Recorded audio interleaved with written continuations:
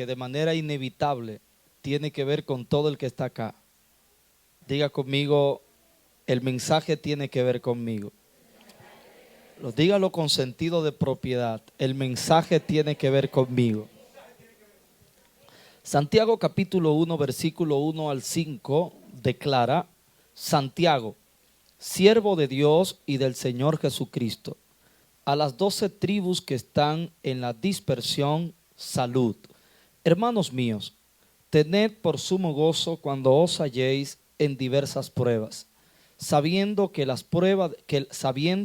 prueba de vuestra fe produce paciencia.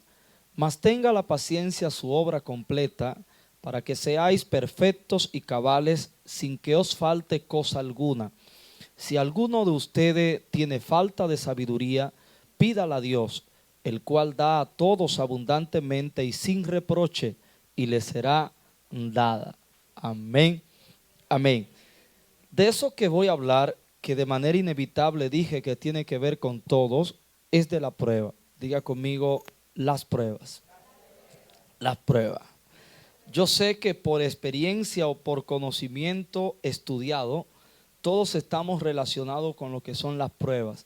Es uno de los términos, conceptos que más se mencionan dentro de la vida cristiana, dentro de nuestra convivencia. Porque normalmente cuando estamos atravesando situaciones que denominamos prueba, solemos compartirlo. No sé por qué, pero solemos empezar a decir: estoy atravesando una situación, una prueba, tal cosa. El punto no es la realidad que esto implica solamente, sino cuál es nuestra actitud ante las pruebas. Es exactamente lo que esta prédica pretende alinear en nuestras vidas. ¿Cuál es la actitud que nosotros tenemos ante las pruebas? De entrada pudiera decirle que casi todos los que experimentamos alguna prueba dentro de la vida de fe, nuestra actitud es de rechazo, de resistir, evadir, escapar de esas situaciones adversas, difíciles, que afligen nuestras vidas. Sin embargo, cuando la palabra del Señor nos presenta el mensaje de Jesús y la vida de Jesús, vemos que en la vida de Jesús hubieron dificultades. Y vemos que Jesús explicó la necesidad de que nosotros que estamos en Él experimentemos dificultades. Jesús explicó por qué venían, para qué venían, de quién venían, hasta cuándo venían. Y nos dio toda una cátedra acerca de las pruebas. Luego, cuando miramos el pensamiento apostólico de aquellos que sirvieron al Señor, le conocieron, lo experimentaron de manera tangible o por revelación, como el caso del apóstol Pablo, entonces miramos que ellos coincidían en el tema de las pruebas, porque todos hablaban de las pruebas como un motivo de gozo. Sin embargo, acá donde Santiago está planteando el tema de las pruebas, Santiago lo primero que hace en el versículo 1 es que se presenta, y la identidad que asume es la de siervo del Señor Jesucristo. Luego indica a los destinatarios a quienes en primera instancia le está enviando este mensaje, y dice que a las 12 tribus de Israel. Pero luego dice cuál era la condición de estas 12 tribus. Estaban dispersas. Luego emite un saludo para ellos. Cuando miramos la condición de estos judíos cristianos a los que Santiago le está enviando este mensaje, que de entrada explica el tema de las pruebas, Santiago está hablando con cristianos que habían sido movidos por la fuerza del lugar al que ellos pertenecían. Habían sido sacados de su lugar donde estaban establecidos, donde estaban cómodos, donde se sentían en confianza, donde tenían todo bajo control. Pero esta presión política, esta presión social, esta presión militar y sobre todo religiosa se había levantado contra los denominados cristianos, contra aquellos que habían asumido la fe y sobre todo aquellos que habían estado fundados en la fe judía, en la religión e interpretación de la ley que Dios había dado a Moisés y habían transicionado a la fe en Cristo. Estaban experimentando fuertes dolores, fuertes aflicciones por el celo religioso que tenía su raza judía.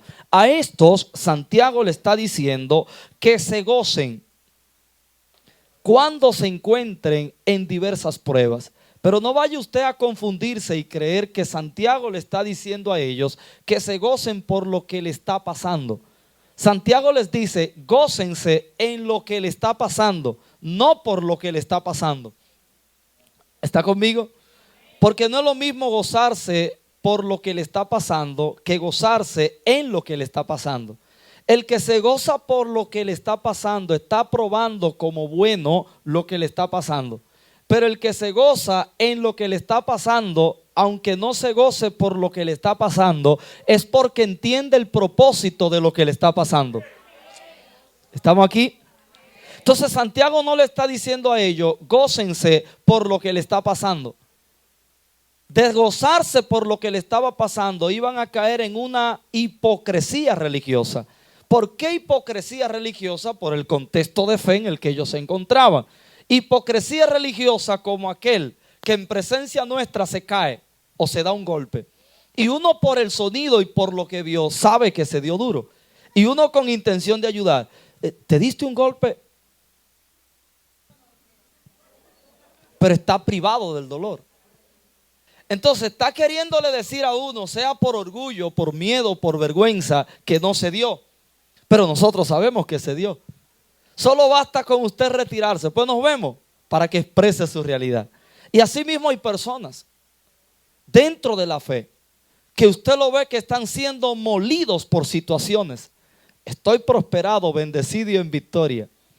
Pero si esa declaración fuera coherente con su actitud en medio de lo que le está pasando, todo estuviera bien. Pero aunque su declaración es bendecido, prosperado y en victoria, ante lo que le está pasando tienen actitudes que son reprobadas delante de Dios. Entonces la idea de esto es que yo estoy consciente que lo que me está pasando me duele. Pero por encima de estar consciente de que me duele lo que me está pasando, reconozco el propósito que tiene eso. Y es por el propósito que eso tiene que yo me gozo. Amén. Mira el texto. Hermanos míos, tened por sumo gozo cuando os halléis en diversas pruebas. Pero si usted no entiende el verso 3, no puede comprender el 2. Porque el verso 2 nos está llamando a gozarnos en diversas pruebas. Ahora el verso 3 es el que desenlaza todo. Y dice, sabiendo, ahí está el punto, sabiendo que la prueba de vuestra fe produce paciencia. Es cuando yo sé lo que las pruebas producen en la prueba de mi fe, que entonces yo me gozo. Fíjese que Santiago habla de pruebas en el verso 2 en plural. Pero en el verso 3 habla de prueba en singular. El verso 2 dice diversas pruebas. Y el verso 3 dice la prueba de la fe. Porque en la palabra en el griego, prueba en el verso 2 y prueba en el verso 3 no es lo mismo. Aunque aquí suena igual, pero en el griego donde pude estudiarlo, pruebas del verso 2 tiene que ver con situaciones difíciles, situaciones adversas, situaciones que oprimen, situaciones que golpean desde lo externo. Pero prueba en el verso 3 tiene que ver con aprobado, tiene que ver con aprobación. El desenlace de esto es que las situaciones adversas que vienen desde afuera y que me golpean desde afuera, lo que hacen es validar la realidad que llevo por dentro. Amén. Entonces lo que me pasa afuera sirve para validar la realidad que tengo por dentro. Y aunque la realidad de afuera que estoy viviendo no sea coherente con la realidad interna que yo soy, no significa que yo soy por lo que estoy pasando. Yo soy por lo que soy. Amén. Y lo que soy cobra identidad por quién o por en quién estoy. Es en Cristo. De modo que si alguno está en Cristo, diga conmigo, eso es posición. Eso es posición. Entonces lo que yo soy se define por la posición en quién estoy. Amén. Por tanto, las pruebas que Dios permite a nuestras vidas dentro del camino de la fe no son un castigo, no son un rechazo, no son un examen a ver si tú das. Porque Dios no necesita probarte o examinarte para conocer quién tú eres. Pues la misma Biblia dice, antes de la fundación del mundo, me conociste. Amén. Y la Biblia vuelve y dice, a los que antes conoció, a esos predestinó. A los que predestinó, a esos llamó. Hay dos eventos antes del llamado: predestinación y conocimiento. A los que conoció, predestinó. Tercer evento, llamó. En el llamado es que entra tu parte consciente. Por eso la palabra antes habla de eternidad, donde el tiempo no había empezado su marcha. En ese momento usted conscientemente no estaba, pero estaba dentro de la idea de Dios. Desde ahí Dios concibe un propósito. Y luego cuando usted es engendrado en la tierra por papá y mamá, usted es la intención de Dios manifestada. Entonces el Dios que lo intencionó desde antes de usted nacer se manifiesta y lo llama. Y es ahí donde usted cree. Y luego dice justificado. Y un evento que todavía no se ha cumplido, glorificado, que es la plenitud de la salvación. Amén. En este sentido. Entonces Santiago dice que la prueba a nuestra fe es productiva. Y ahí está el motivo de mi gozo. Que lo que a mí me pasa dentro de estos procesos de prueba es productivo. Pero fíjese lo que Santiago dice que produce la prueba. Dice que produce paciencia. Y la paciencia es una virtud que pertenece a la naturaleza del Cristo que nos habita. Amén. Dije que la paciencia es una virtud que pertenece a la naturaleza de Cristo que está en nosotros. Por eso la paciencia aparece dentro de las propiedades del fruto del Espíritu. Amén. Y esto, por tanto, no es temporal, es eterno. Entonces, Santiago está diciendo en el verso 2 que nos gocemos por esas situaciones que luego Pablo en 2 de Corintios 4:17 le llama temporales. Santiago está diciendo que no gocemos en las situaciones temporales porque esas situaciones temporales van a producir en nosotros algo que tiene valor eterno. Y es cuando yo hago la comparación de lo que produce lo que a mí me está pasando, que yo me gozo en lo que me está pasando. Amén. Y eso produce en el creyente una actitud. Y es la actitud que aprueba nuestra fe. Es una actitud de gozo ante lo que a nosotros nos está pasando. Para que no vivamos en esa fe de sube y baja que se derrumba cada vez que llega una situación adversa. Y vuelve y se infla cuando estamos en la congregación de los santos. Cuando se está impartiendo la adoración corporativa, que estamos juntos adorando al Señor. Cuando se está impartiendo la palabra, que estamos juntos recibiendo la palabra. Cuando el Espíritu Santo tiene sus diversas manifestaciones que nos benefician, ahí nos regocijamos. Pero cuando salimos de la congregación de los santos, nos vamos a nuestra realidad particular, a nuestra realidad personal. Entonces lo que aprobamos aquí en declaración euforia, entonces lo reprobamos en la realidad de las situaciones que nos llegan. Y nos mantenemos el año entero en ese termómetro de sube y baja, en cambios de temperatura. Y luego nos emocionamos al final de un año, reflexionamos al inicio de otro y nos encarrilamos y proponemos hacer nuevas cosas. Pero luego llega la realidad de febrero, de marzo y volvemos a la misma situación. Y nos mantenemos en esa temperatura. Sube y baja, sube y baja, sube y baja, sube y baja. Y no es el propósito del Señor. El propósito del Señor es que maduremos como su Hijo. Y eso implica un ascenso progresivo. Necesitamos ir progresando, prosperando en la gracia que hemos sido salvados. Amén. Amén. Por eso es el saber lo que hace que yo me goce. Y cuando habla aquí de saber, esto está relacionado a lo que luego Santiago identifica en el verso 5, que era la carencia que tenía esta iglesia. Lo que a estos creyentes le hacía falta, Santiago lo dice en el verso 5. Y si a alguno de ustedes está falta, sabiduría. ¿Qué era lo que a ellos le faltaba? Sabiduría. Y la falta de sabiduría hacía que le faltara el gozo que debía de estar presente en las situaciones difíciles. Amén. Entonces a ellos le hacía falta sabiduría. Porque ellos tenían conocimiento. ¿Qué tenían ellos? Por eso Santiago lo que está es recalcándole lo que ya le había enseñado en las sinagogas, lo que le había enseñado en las congregaciones de los santos, en las reuniones de los cristianos. Ya Santiago se lo había dado a conocer. Pero el problema es que aquí hay una diferencia entre conocimiento, entendimiento y sabiduría. El conocimiento es la información recibida. El entendimiento es el acceso a eso que yo conozco. La sabiduría es la práctica del entendimiento de lo que yo conozco. Repito, el conocimiento es la información recibida.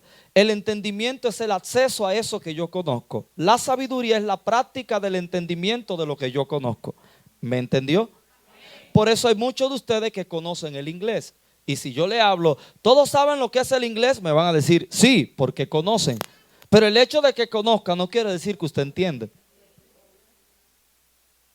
Por eso muchos conocen lo que es el inglés. Saben cuando alguien está hablando inglés, pero no entienden lo que está diciendo.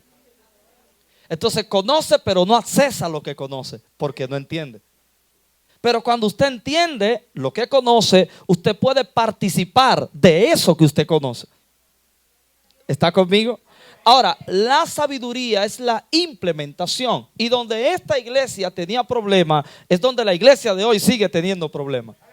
No es en el conocimiento. Todos ustedes conocen lo que dicen los versículos, aunque algunos no entienden lo que quiere decir el versículo. Pero saben lo que dice Juan 3:16. Eso es conocimiento. Pero el punto es que si usted no entiende lo que dice el versículo, usted lo conoce y se vuelve un loro. Repite lo que dice el versículo. Y por eso tenemos muchos predicadores y gente que se para en el púlpito como un loro a repetir lo que dice la Biblia. Y la idea de la Biblia no es que el predicador o el que habla de ella repite lo que ella dice, porque el poder no está en repetir lo que dice la Biblia. Eso es un rezo mágico. Repite el Salmo 91, corre que anda una bruja por ahí arriba. La Biblia no tiene poder en repetir lo que ella dice, es en entender y practicar lo que ella dice. Vaya a Hechos capítulo 8, hay un hombre leyendo, pero no entiende lo que lee. Y Felipe se le acerca como predicador y le hace una pregunta: ¿tú entiendes lo que lees? Y el que está leyendo, conociendo sin entender, le pone una demanda al predicador: ¿cómo entenderé si nadie me lo explica? Entonces, ¿cuál es la demanda que tienen los predicadores y los maestros y los que ministran en el canto? Dar a entender, explicando lo que la Biblia dice. Porque yo puedo pasarme una hora repitiéndole cosas a ustedes y usted emocionarse, pero si usted no entiende lo que yo estoy repitiendo, usted queda sin fruto. Amén. Por eso dice la Biblia: la semilla que cayó en el camino es el que oye la palabra del reino, pero no la entiende. Y viene el malo y le roba del corazón la palabra que se le sembró. Esta es la semilla que cayó en el camino. Eso se lo aplicamos al que no es cristiano, pero tiene que ver con un oyente de la palabra que está sentado aquí. ¿Está conmigo? Es un oyente que no entendió. Pero ¿a dónde le llegó la palabra? Dice el texto. Se la robaron de un sitio. ¿De dónde fue? Pues la palabra llegó a un sitio, pero no pasó por otro sitio. La palabra llegó al corazón. Corazón tiene que ver con centro de emociones, tiene que ver con sentimiento. Y a nosotros nos enseñaron a sentir, no a entender la palabra. Y si yo siento, está bien, aunque no entienda. Por eso me conecto con el estilo del predicador. Me conecto con la figura del predicador. Me conecto con el carisma del predicador, aunque no me conecte con el mensaje del predicador. Y la gente sale sintiendo, pero cuando usted le pregunta al no venir: ¿y cómo se dio el culto? Terrible. ¿Y el mensaje? La misma gloria de Dios. Es verdad. ¿Y de qué predicó? No me recuerdo, pero ahí había un fuego. ¿Cuál fue el tema? Tampoco me recuerdo, pero era una unción. ¿De dónde leyó? Tampoco recuerdo, pero era un poder. Entonces sintió, pero no entendió. ¿Por qué le dijo que no recuerda? Porque viene el malo y le roba del corazón la palabra que se le sembró. ¿Por qué no le entendió? Y es exactamente lo que Pablo describe en 2 de Corintios 4:4. El Dios de este siglo, el diablo, ha cegado el entendimiento de los incrédulos para que no les resplandezca la luz del evangelio de la gloria de Cristo, que es la imagen de Dios. Por eso Santiago, a diferencia de los escritos de Pablo, que nos daban a conocer el misterio de Cristo y nos explicaban las complejidades de la doctrina de Cristo, Santiago no es tan profundo como Pablo, porque Santiago no es un libro para explicar misterio. Santiago es un libro para poner en práctica los misterios revelados. Es un libro de práctica, por eso habla tanto de sabiduría. Y vuelve y dice en el capítulo 3, ¿quién es sabio y entendido entre ustedes? Entonces dice, muestre por su buena conducta sus obras en sabia mansedumbre. Porque la sabiduría no es almacén de información, es práctica. Muestre. Por eso es Santiago que habla de la fe muerta y la fe práctica. Por eso es Santiago que habla de poner en práctica la palabra, porque es un libro de práctica. Y a esta iglesia lo que le hacía falta era poner en práctica lo que en las reuniones habían conocido. Porque nosotros somos muy buenos recibiendo en el culto, pero cada vez que recibes un conocimiento en la congregación de los hijos de Dios, Dios permitirá situaciones que te demandarán el conocimiento que dices tener. Y es ahí donde se sabrá si tú eres sabio. Por eso a esta iglesia se le había enseñado todo esto, pero cuando llegó la persecución, estaba en falta de sabiduría. Y Santiago entonces les está recalcando con esta introducción: si alguno de vosotros está falta de sabiduría, pídala a Dios. Pero luego de decirle, gócense cuando se hallen en diversas pruebas, por saber, por conocer que la prueba de nuestra fe produce paciencia. Entonces, cuando yo sé, como dije ahorita, que lo que a mí me está pasando va a producir algo que tiene valor eterno. En otras palabras, cuando lo que a mí me está pasando va a producir algo que vale más que lo que a mí me está pasando, pues que venga lo que me está pasando y me gozo en lo que me está pasando, sabiendo lo que eso va a producir. A ver, ¿cuántos trabajan aquí empleados en su propia empresa? Levánteme la mano. Y de los que no levantaron la mano, ¿cuántos han trabajado en empresa o algo empleado? Muy bien, bájela. Ahora otra pregunta. ¿A cuántos les gusta trabajar? Muy bien. Levántelo otra vez. ¿A cuántos les gusta trabajar? Bien. ¿Y si yo le demuestro a usted que a usted no le gusta trabajar? No, yo no dije si yo digo, si yo le demuestro. Pues yo puedo decir muchas cosas. Si yo le demuestro que a usted no le gusta trabajar. A ver, ¿a cuántos de los que dicen que le gusta trabajar llegaron a trabajar en una empresa sin sueldo? Ok, me levantan la mano. Muy bien. ¿Cuántos de esos que levantaron la mano, que llegaron a trabajar en una empresa sin sueldo, lo hicieron voluntariamente o porque la situación se lo impuso? A ver, ¿cuánto fue voluntariamente? Usted llegó a decir, no tienen que pagarme, yo voy a trabajar sin sueldo porque me gusta.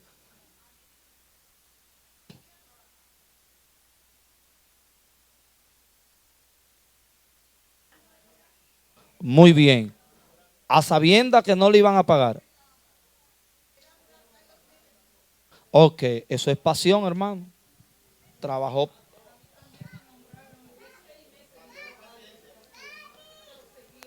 Duró 6 meses. Amén. A sabiendas de que no le iban a pagar. O sea, le dijeron que no le iban a pagar a las 2. Sí, porque una cosa es, entiéndanme, una cosa es que voluntariamente uno diga, yo voy a trabajar sin cobrar, a que a uno no le paguen y uno siga trabajando. Esa es otra. ¿Cuál es de las dos?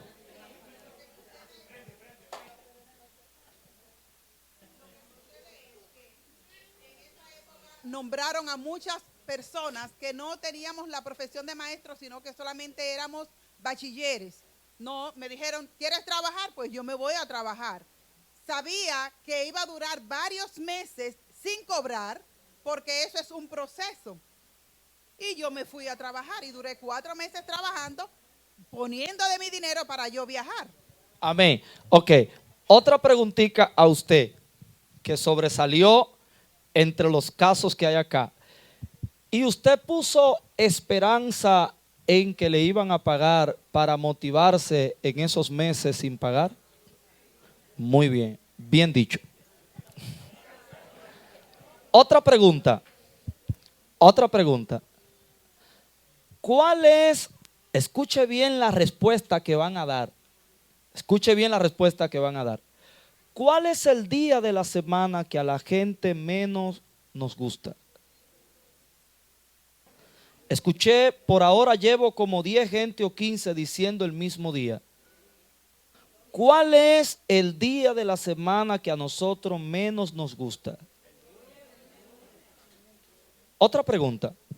¿Por qué unos no dijeron el martes, otro el miércoles, otro el jueves? ¿Por qué todos coinciden en el mismo día? ¿Qué tiene el lunes? ¿Qué tiene el lunes?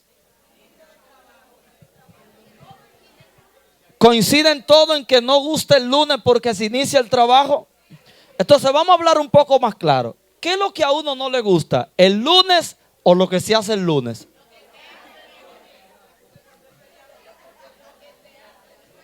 Ok. ¿A cuánto le gusta trabajar?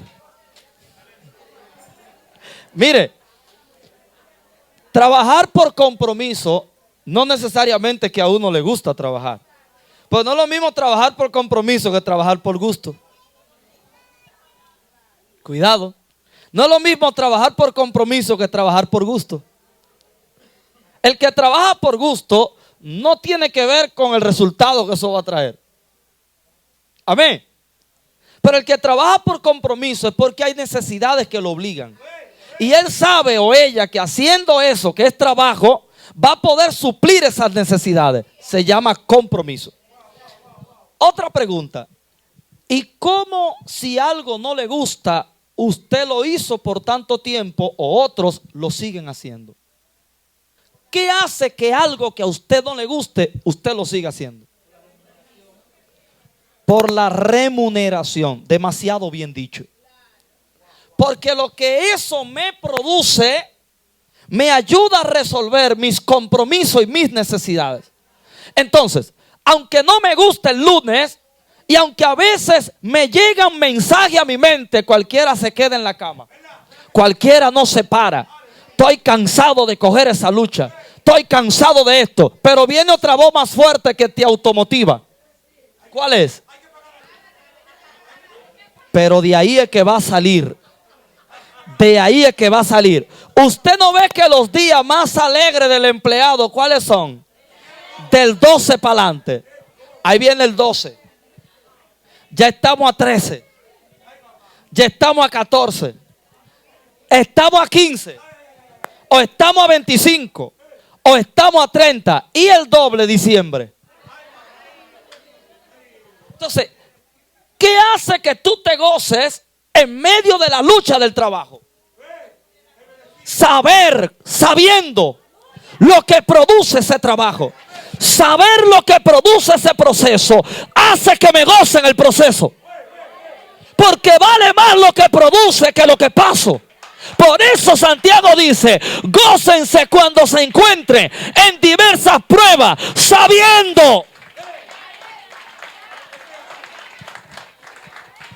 sabiendo que la prueba de mi fe produce paciencia.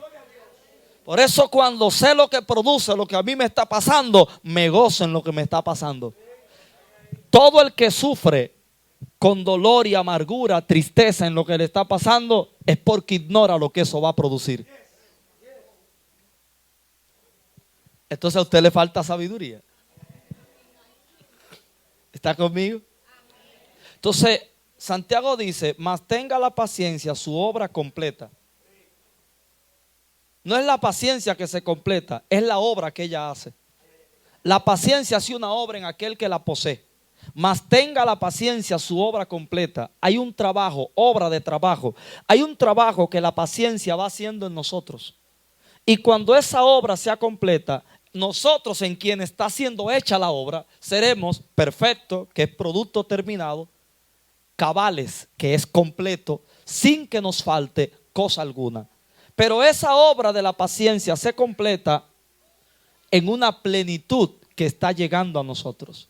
Y esa plenitud incluye un reencuentro en aquel en quien estamos siendo plenos y perfeccionados. Y nosotros que somos los santos en construcción. ¿Está conmigo? Por eso la paciencia está conectada a la fe. Pedro lo dice, primera de Pedro 5:9, al cual resistid firme en la fe. La palabra resistir ahí es paciencia, porque paciencia es resistencia. Es la virtud de atravesar situaciones adversas de manera firme y gozoso o esperanzado. Eso es paciencia. La paciencia también tiene que ver con espíritu largo. Diga conmigo, espíritu largo. Espíritu largo de goma, de elástico, de estiramiento. Si yo ahora mismo agarro una goma del gordo de este dedo, una soga engomada, y la agarro aquí, le impongo una fuerza a una punta de la goma, y usted viene y agarra la otra punta, y yo le digo, dele para allá, y hale para allá. Usted empieza a hacer otra fuerza a la goma. Yo estoy haciendo una para agarrarla, y usted está haciendo otra para llevarla a una dirección contraria a la mía. En el medio se está produciendo algo en la goma. Esas dos fuerzas están produciendo algo en la goma. Diga conmigo, resistencia. Y mientras más fuerza le metemos a la goma, más resistencia le sacamos a la goma. Mientras más fuerza le metemos a la goma, más resistencia le sacamos a la goma. Pero la goma tiene un límite. Y cuando la goma llega al límite de resistencia, se rompe. Entonces, si la paciencia es espíritu largo, la paciencia está siendo sujetada o está siendo golpeada por fuerzas. Una fuerza, el ataque de Satanás. Por eso es que dice primera de Pedro 5:9. Pero el 8 dice, sed sobrio y velad, porque vuestro adversario el diablo como león rugiente anda alrededor buscando a quien devorar. Y el verso 9 dice, al cual resistí firme en la fe. El ataque de Satanás me demanda resistencia. ¿Dónde? En la paciencia. Pero luego el escritor de los Hebreos en el capítulo 6 dice que los antiguos, como Abraham y todos sus descendientes, dice que esperaron firme, con paciencia y fe. Entonces hay otra fuerza que golpea la paciencia, la espera. Lo único es que la paciencia no es igual que la goma, porque la goma tiene un límite y cuando llega a ella se rompe. Pero la paciencia, el límite de ella es perfeccionarnos y completarnos. Y hasta que no nos perfeccione y nos complete, no se quiebra o no concluye su labor. Amén. Ahora, Pedro dice que la prueba es necesaria a la fe. Primera de Pedro, capítulo 1, versículos 6 y 7. Y dice que como el oro, hace una comparación, pero pone la fe por encima del oro, el cual aunque perecedero, se prueba con fuego.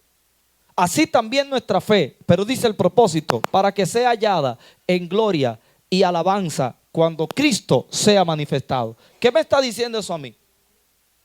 Que la paciencia tiene una obra y es perfeccionar nuestra fe.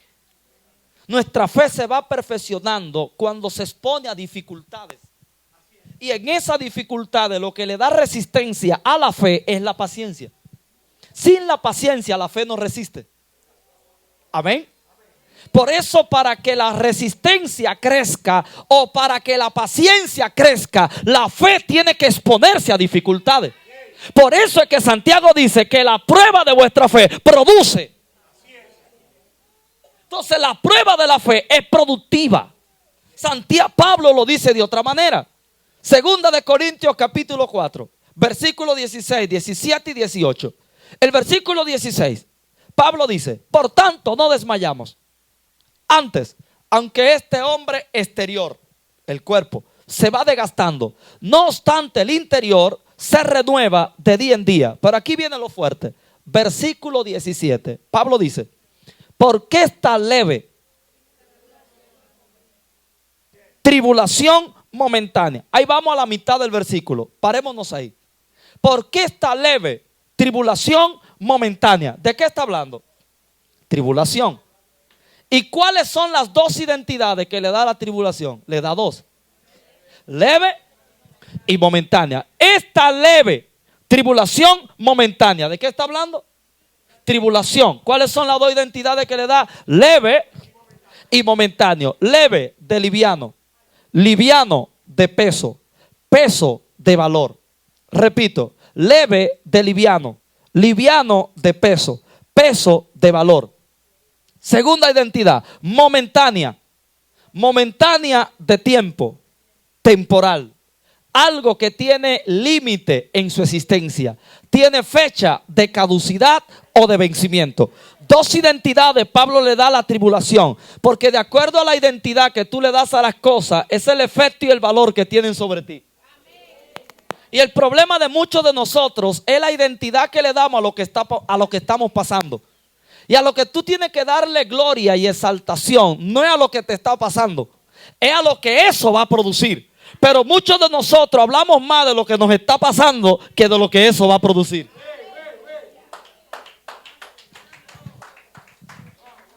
Por eso, ¿cómo le decimos a nuestras dificultades? Si tú supieras, hermano, lo que a mí me está pasando, es que es tan grande. Hermano, pero cree en el Señor, Él te da la fuerza. Sí, tú, ¿por qué no estás pasando lo que yo estoy pasando? Pero lea el currículum de prueba de Pablo: en azote, en naufragio, casi muerto, apedrada, rechazado, abofeteado. Léalo. Y a todo lo que Pablo pasó, que podemos sumar todo lo nuestro y no le da por los tobillos, a todo lo que Pablo pasó, Pablo le llama leve. Eso no me pesa. Eso es liviano para mí. Porque lo que pesa es lo que viene a continuación.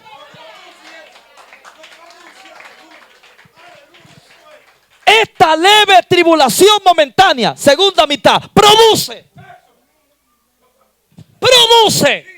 un cada vez proceso progresivo, un cada vez y más excelente perfección, eterno.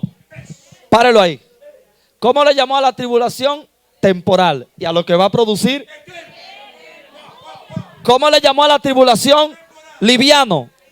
¿Y cómo le llama a lo que va a producir? Peso. Eterno. Peso de gloria.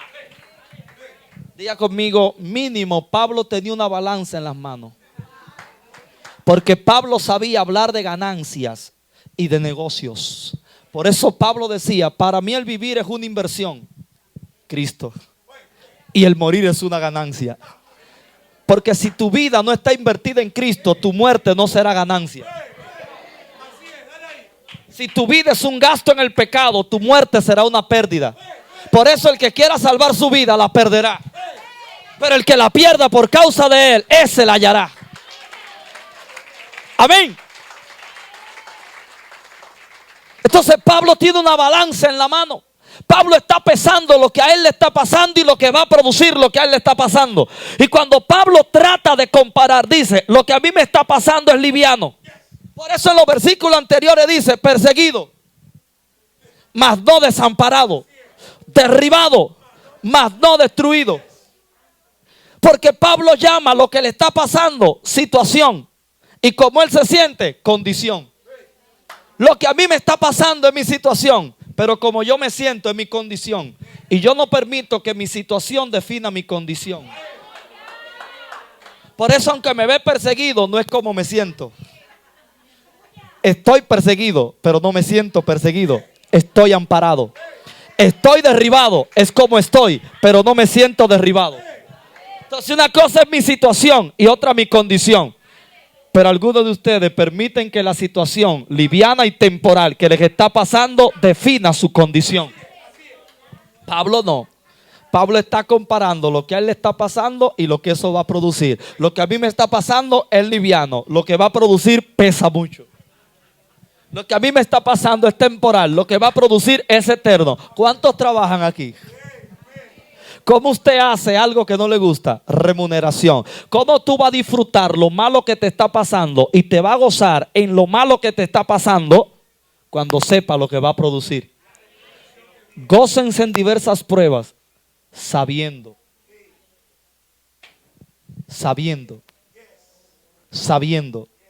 que la prueba de vuestra fe produce. La prueba de la fe no es estéril. La prueba de la fe es productiva. Y si yo le dijera a usted, agarre esto bien, que todo lo que usted está esperando está dentro de lo que le está pasando. Si yo le dijera a usted que lo que usted está esperando que se manifieste de Cristo en su matrimonio está dentro de lo que está pasando en su matrimonio. Si yo le dijera a usted que lo que usted está esperando de Cristo que se manifieste en su economía está dentro de lo que está pasando en su economía. Porque la prueba es el vientre que trae a la manifestación lo que ya en Cristo tenemos. Porque una cosa es la realidad que tengo en mi posición con Cristo, pero esa realidad que tengo en posición con Cristo ahora hay que parirla en la realidad que estoy viviendo. Y lo que hará que yo para lo que Cristo ya hizo por mí es la prueba que está pasando mi fe. Porque la fe es el vientre de la palabra. Repito, la fe es el vientre de la palabra. La palabra se encarna mediante la fe. Por eso lo que la palabra embaraza es la fe. Y lo que sufre las contracciones y las dolencias es la fe, la prueba de la fe. Pablo entonces trata de comparar. Y en Romanos 8:18 Pablo llega a la conclusión de su comparación. Repito, en Romanos 8:18 Pablo llega a la conclusión de su comparación. Qué tremendo lo que Pablo entonces dice luego de agarrar la balanza en 2 de Corintios 4:17. Por eso Pablo entonces pone atención a lo eterno y no a lo temporal. Y Pablo dice en el verso antes del 18 de Romanos 8, en el verso 18 de 2 de Corintios 5, Pablo dice, no mirando nosotros las cosas que se ven, sino las que no se ven. Porque las que se ven son temporal, mas las que no se ven son eternas. Cuando Pablo dice no mirando, está hablando de atención. Atención tiene que ver con la posición del corazón. Repito, cuando Pablo dice no mirando, está hablando de atención. Atención tiene que ver con la posición del corazón. Donde está tu atención, está tu corazón. Donde está tu corazón, está tu tesoro. Tu tesoro es lo más valioso para ti. Entonces Pablo dice, no mirando nosotros las cosas que se ven. En otras palabras, no ponemos el corazón en las cosas que estamos pasando. La ponemos en lo que va a producir lo que a nosotros nos está pasando. Y ese es un punto importante. Porque dice Hebreos capítulo 12 que Cristo menospreció el oprobio, que era lo que él estaba pasando, por el gozo puesto delante de él, que era el producto de lo que a él le estaba pasando. Para nosotros el producto es Cristo. Para Cristo el producto somos nosotros. Por eso Cristo se estimulaba mirando generaciones venir en descendencia después de él, que éramos nosotros, los hijos. Y él se gozaba en un futuro que no había llegado, pero que estaba en el vientre de la prueba que estaba pasando, sabiendo que lo que a él le estaba pasando iba a parir lo que él estaba esperando. Por eso Pablo entonces aquí trata de explicarnos el resultado de su comparación. Romanos 8:18. Pablo entonces declara, tengo por cierto. Esa palabra es clave de entrada, tengo por cierto. Porque la palabra tengo por cierto es tengo por verdad. Pablo no está diciendo es verdad, sino tengo por verdad. Preste atención a la Biblia. Pablo no está diciendo es verdad, sino tengo por verdad. No es lo mismo decir es verdad que decir tengo por verdad. El que dice tengo por verdad, ha pasado algo entre la verdad y él. Se llama comprobación. Se lo voy a repetir. El que dice tengo con verdad, por verdad, ha pasado algo entre él y dicha verdad. Se llama comprobación. Y la comprobación es el resultado de la experiencia de la verdad que digo que tengo. Cuando yo experimento la verdad que digo tener, entonces la compruebo. Y muchos de nosotros tenemos una verdad doctrinal, tenemos una verdad teórica, pero no tenemos una verdad experimental. Por eso podemos decir la verdad, no tengo la verdad. Y Pablo dice, tengo por cierto, he comprobado. Y cuando Pablo lo dice, no lo dice como quien había pasado. No, Pablo lo dice desde el presente en el que estaba viviendo lo que estaba diciendo. Tengo por cierto.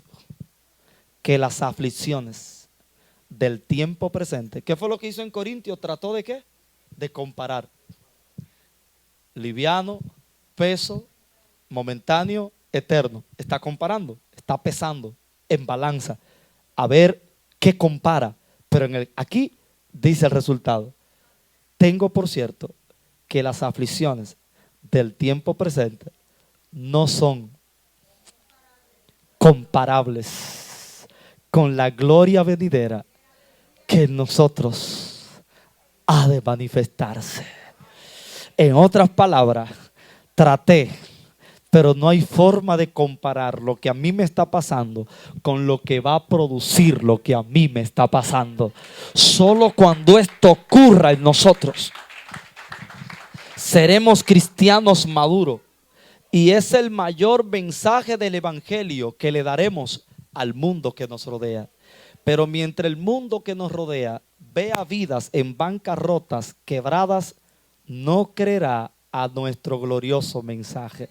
Si nuestro glorioso mensaje no es coherente con vidas gloriosas de aquellos que lo promueven, entonces nuestro mensaje será cuestionable y dudoso por la gente que nos rodea. Mientras sigamos hablando de un Cristo que cambia, pero sigamos con vidas iguales. Mientras sigamos diciendo que Cristo es pro familia y sigamos con familias disfuncionales, con matrimonios en conflictos, con vidas desordenadas, con economías endeudadas, mientras vivamos en esta calidad de vida por debajo de la fe que decimos tener, seremos un estorbo al mensaje que damos con nuestra boca. Y no debemos permitir que nuestra vida estorbe el mensaje que da nuestra boca. Amén.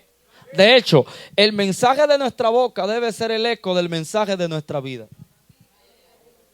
Por eso hay gente que cree en Dios, pero no cree en nosotros. Y no los culpemos a ellos, culpémonos a nosotros mismos. Hay gente que cree en Dios y lo anda buscando. ¿Sabe por qué lo anda buscando? Porque no lo ha encontrado en sus representantes. Necesitamos hacernos uno con el mensaje. Y la única manera, le explicó el pastor, es cuando el mensaje se hace carne a través de nuestra vida. Y ahí damos a comer el mensaje. Porque hay gente que la única Biblia que leerá será tu vida. Hay gente que nunca abrirá este libro, pero leerá las páginas de tu vida. Porque trabajan junto contigo. Porque estudian junto contigo, porque viven cerca de tu casa. Pero ¿cuál es el mensaje que están leyendo? No se trata de repetir versículos, se trata de entender lo que el versículo dice y expresarlo en mi manera de vivir. Y Dios vino a levantar gente que está caída por lo que le está pasando. Y yo no vine a profetizarte que Dios quita lo que te está pasando. Dios no va a quitar, Dios va a añadir sabiduría para que tú sepas lo que va a producir lo que a ti te está pasando. No hay que quitarte lo que te está pasando. Hay que darte sabiduría para saber lo que te va a producir. Y cuando tú lo sepas, mirarás diferente lo que te está pasando.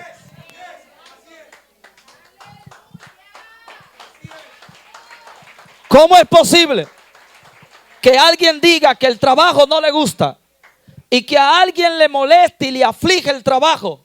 Y cuando el trabajo le pide horas extra, se las da. ¿Por qué? Porque hay una ley que dice que las horas extras se pagan.